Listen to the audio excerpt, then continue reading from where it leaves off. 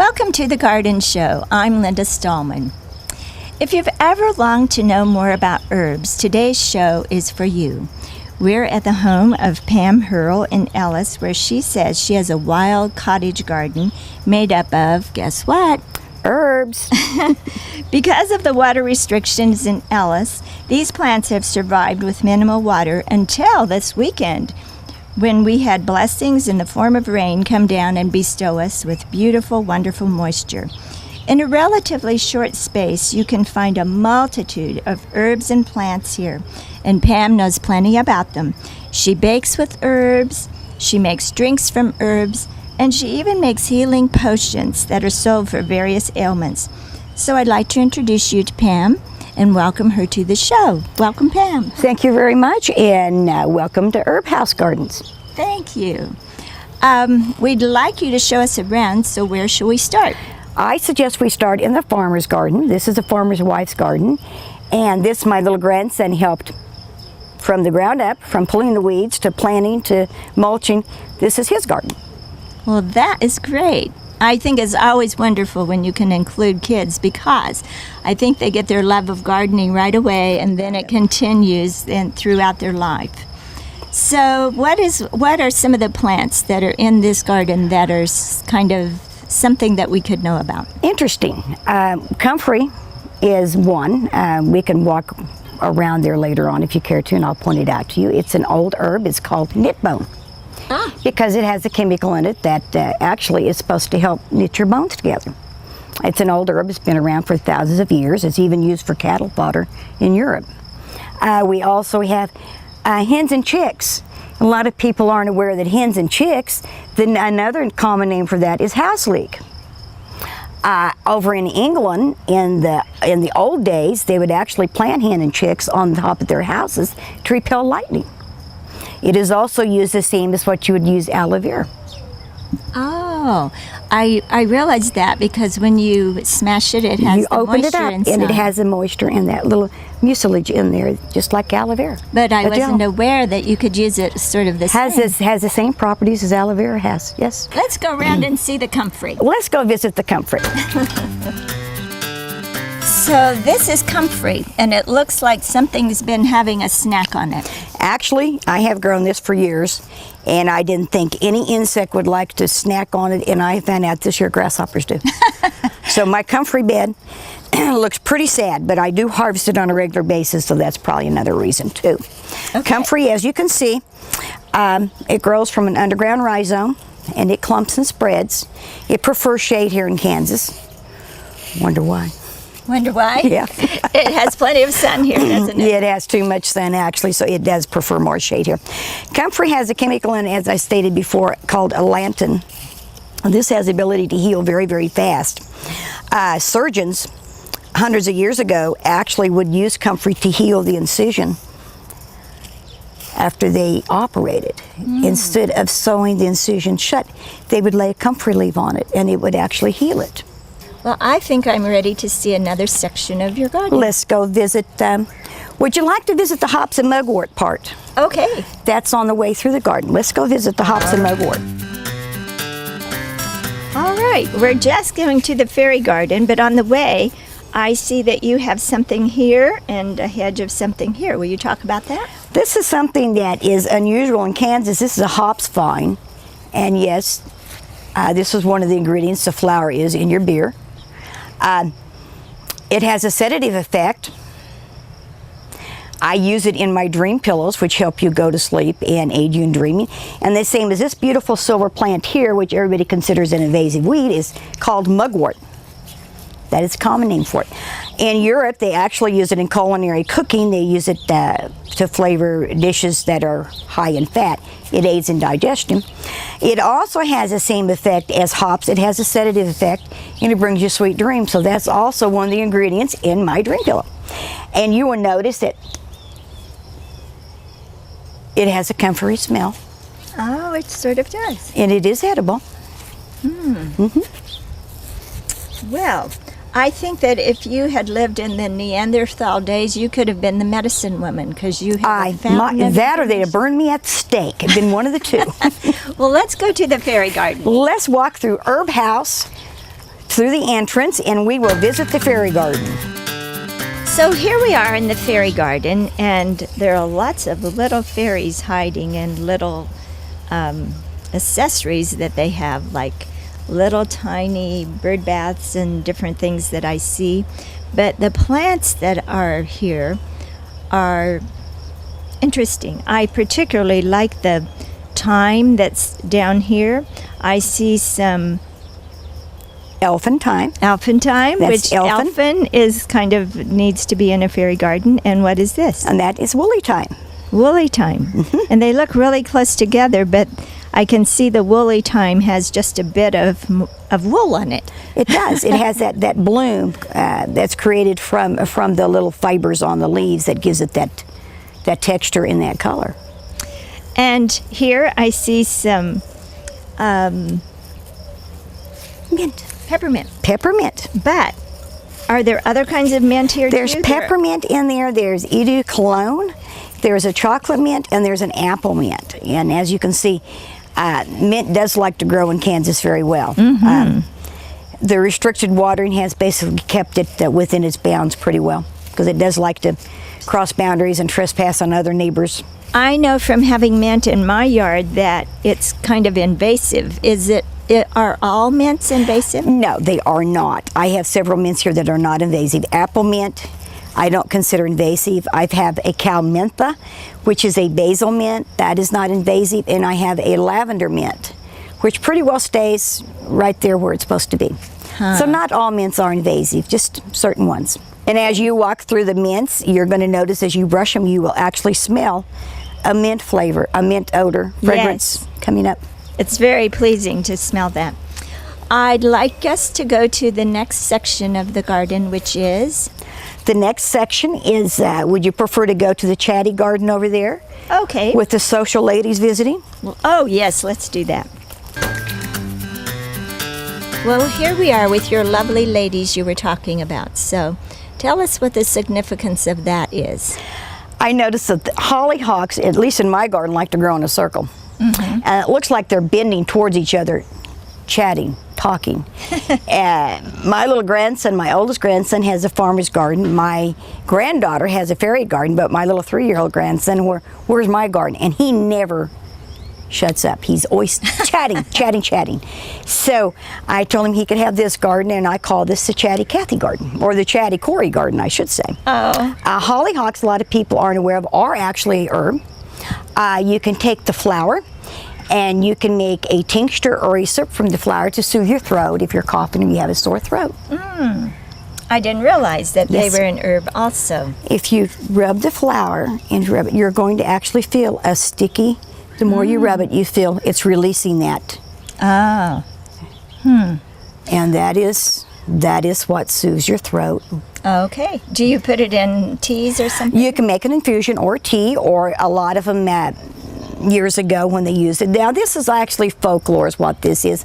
They would make a syrup out of it using honey. And then they would use that during the winter to ease sore throats and coughing. Well, when it's windy with our Kansas wind, these chatties are probably really doing their thing. They really are. They're leaning towards each other. They're really in there, gossiping about the rest of the plants in the garden. I guess so. All right, tell us about this plant. This is rue. It's called Herb of Grace. It's another nickname for it. And they actually, it was grown in the monasteries. They would actually break off a branch and sprinkle it in holy water, and they would sprinkle that over their altars before Mass. Also, in your deck of cards, the club, it actually is copied from the leaf. So you have a perfect shape there for but that is where your club came from for your deck of cards, as they designed it from the rue leaf. The rue. That is what folklore says. Wonderful. This is called Artemisia absinthe. And if any of you are familiar with absinthe liquor, or the green fairy as the nickname is, the main ingredient of absinthe is this plant here. It is a semi-shrub, and it does like Kansas weather very well. It grows very, very well. So far, no insects have bothered it. It does have insect repellent qualities to it. Most of your Artemisia or wormwood does. It has a camphor-y fragrance to it. It has a chemical in it called thujone that actually has narcotic and hallucinogenic qualities in it. Van Gogh cut his ear off. Yes, you told me that. Hemingway was actually committed to a mental institution by his family. The main ingredient of absinthe is this plant here, and it kind of has a similar effect on your brain that LSD has. So it was sort of a drug of its time. Yes, it was. It was considered a drug of its time. They have now brought this drink back. It's available over in Europe, but however, they have lowered the thujone in it, so it won't be as addictive or narcotic as what the original. Another name for the drink is called Green Fairy, because you would actually live in your own little fairy world as the rest of the world went by. Okay, I'm ready to see the monastery garden. I'll follow you. All right. All right. We're standing right here with the monk, and behind us we have the cross and all of the makings for a monastery garden. And we have several herbs that are supposed to be here. Yes, they are. So tell us about them. One that we will discuss is germander, and germander is this right here. It's a little low shrub. It is a perennial. You can like to rub the leaves and smell it. It's a strewing herb. They also use the poultice from the leaves to apply on limbs that was affected with arthritis and rheumatism. It has a beautiful, delicate little lilac flower that actually is in its spike. And the leaves are serrated, and if you rub the leaf, you should smell a little bit of camphor fragrance. Okay, and what about this?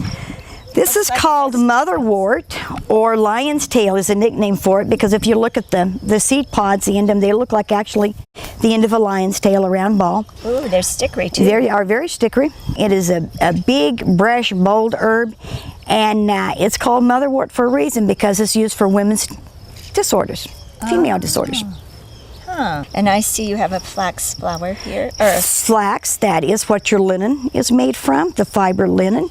And it's another one that they actually used for rheumatism and arthritis back in the older days. And I love the beautiful purple flowers of the mallow. Mallow, very pretty. And behind you is a big mound of what? This is Artemisia Palace Castle. It is another Artemisia. It is another one that has insect repellent qualities.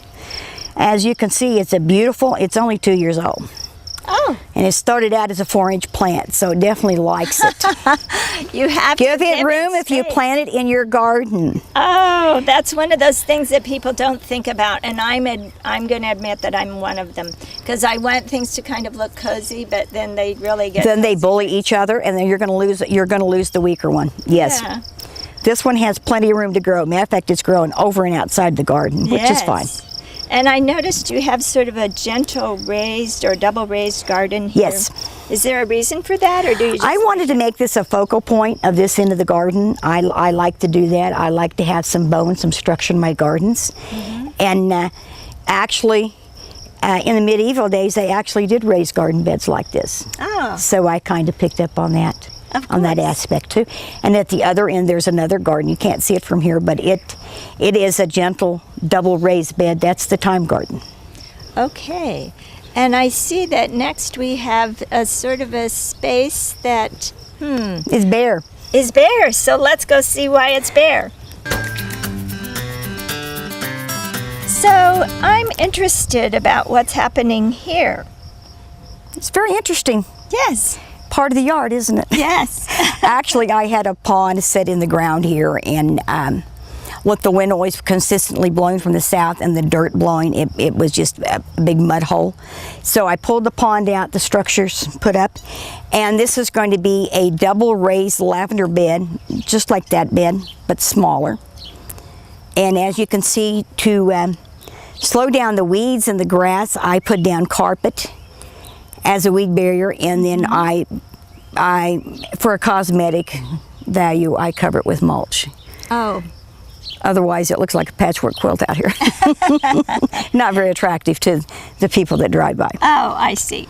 Well, but anyway, you had some invasive grasses here, and so you have to do something about getting... I slow them down is what I do. You slow it down. You don't really get rid of it unless you want to use chemicals. But I slow it down where I can keep up with it a little bit somewhat. When you do have birds in your yard and you do have bird seed, you will have everything coming up. I mean, pigweed and thistle, and as you can see, wherever they scatter the seeds, you're going to see little green sprouts. But speaking of birds and what they like to do birds come here and do some kind of a bath? Yes, they do. So here we are at the Dust Bowl. Yes. Explain the Dust Bowl. Well, that probably goes back to the 1930s. No. This Dust Bowl, Pam. Actually, the birds actually like to take a dust bath. So when we mulch the gardens, this is where they actually like to take their dust bath, and there was a depression, like a little bowl. So I just circled it with limestone from our son's farm and put a little sign. It says Dust Bowl, and you'll see the birds out here all the time. We throw a little bit of seed in here for them. You can see various seedlings coming up from that, sunflower and some other seedlings. But this is the Dust Bowl, the modern Dust Bowl. And after they take a dust bath, do they go and wash off? No, they do not. No, they do the dust bath for one particular reason. That's basically is to remove the eggs and insects from their body. It's kind of preventive measure. I see. Well, you've thought of everything. All right, now we're going over to the thyme garden. The thyme garden. All right. Okay, if there ever was a double meaning for thyme, we're standing right by it. Yes, we are. And I don't know if we can tell time on your sundial, but we can sure tell that there is thyme in your garden bed. So are there lots of different kinds? There is many different types of thyme, and basically the biggest portion of them is actually used for culinary purposes and also for medicinal purposes. I have a broadleaf thyme in this bed, a English thyme, a German thyme. There is a elfin thyme in there, and there is also a citrus thyme on this side. Now the thyme is actually in this smaller garden in the middle. Thyme likes to be raised up. It does not like to have wet feet, and likes a rocky, sandy soil. And actually, pH of it's around 7, so it does like more of an alkaline. It grows very well in Kansas. A beautiful little plant, and it spreads. And the exterior bed is what I call kissing cousins. Marjoram and oregano are basically in the same genus, just different species. They're very closely related to each other. And this is my bed of St. John's wort I'm trying to get established, because I do use that in making oils and salves. Ah. And what healing quality does it have? That is very good for healing damaged nerve tissue, for bruising, for inflammation, and it's supposed to also be able to reduce pain, analgesic qualities. And oregano, I know you can use with cooking a lot. Does it do other things too? Yes, it does. I actually grow and harvest it for one of the same reasons. It's used in a salve for arthritis and rheumatism. Okay. All right. Well, also in your garden you have a toad abode. There's a toad abode. Yes, I do. I have a toad abode. And you have lovely morning glories growing. And they're still blooming. Yes, they're doing a great job. And these are volunteer. They were here when we moved here, and they keep coming back. All right. Thank you for watching the Garden Show, and tune in next time for another lovely garden.